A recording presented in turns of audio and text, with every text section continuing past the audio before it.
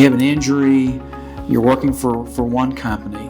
Well, you know you have your workers' compensation claim, but OSHA has these regulations that deal with workplaces where there's more than one employer there, multi-employer work sites. You may not understand it, but the safety for your job, some of the responsibility may have been with some other companies. And if they haven't exercised it, or if they've exercised it in a negligent way, they could be responsible and held accountable in court in front of a jury for your injuries. So you have to look at all the players. You have to look at the contracts among all the players on a job site to see you have no idea what they've agreed to be responsible for. So you have to have a lawyer who knows how to look for those things.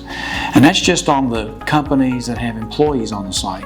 The premises owner, they could be responsible. I mean, if you're on a project in someone else's building, it could be that there's something wrong with the premises itself, and so the building owner might be responsible.